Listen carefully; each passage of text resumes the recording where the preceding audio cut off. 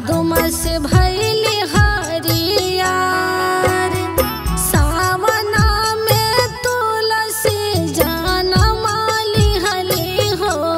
भादो मास भइली हरियार, कुवार मास भइली सयानानु हो।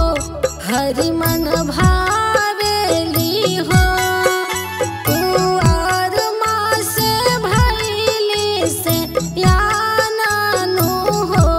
हरि मन भावेली हो, कुवार मास भइली सयानानु हो। हरि मन भावेली हो।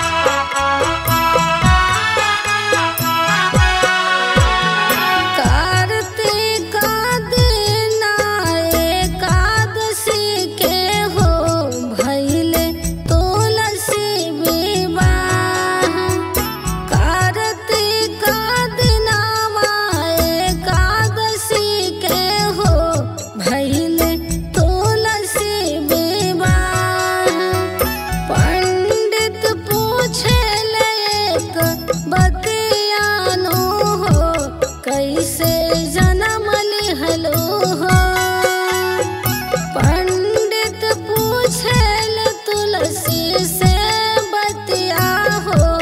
कैसे लिहलो तू जनम, पंडिता पूछेल तुलसी से बतिया नो हो। कैसे लिहलो जनम।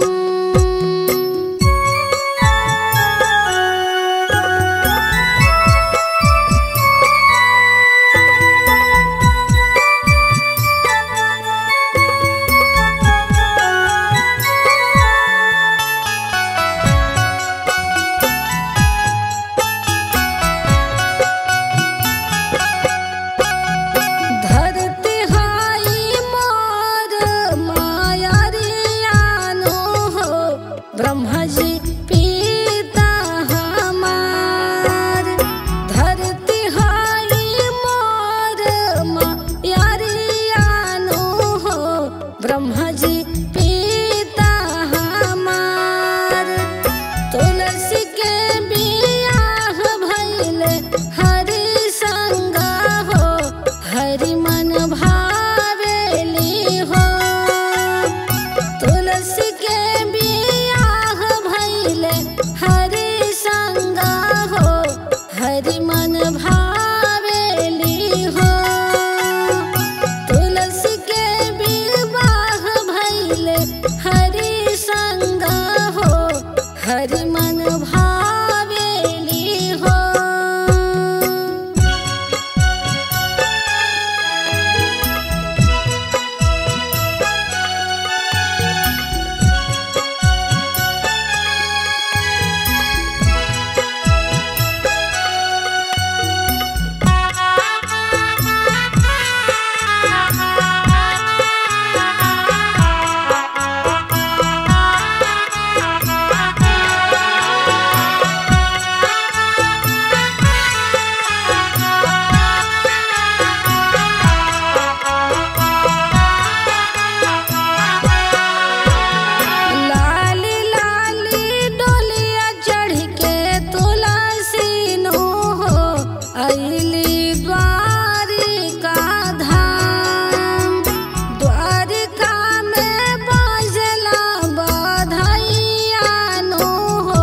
रुक्मिन के जलन हो, द्वारिका में बाजला बाधैया नो हो। रुक्मिन के जलन हो, बान गइल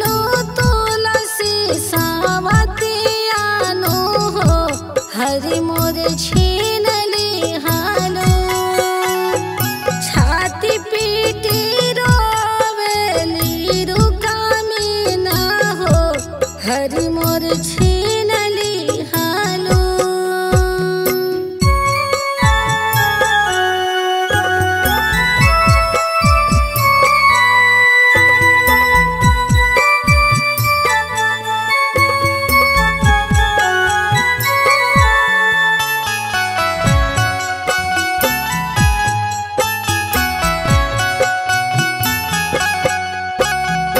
ऐसन सुंदर तुलसी दहिया हरियर हो, अंगवा के पातर हो।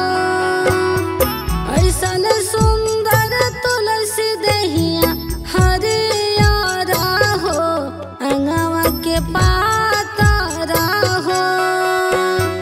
तुलसी मोर पीठ दौड़लुआंगारानो हो, डोली चढ़ियाई गइलू हो।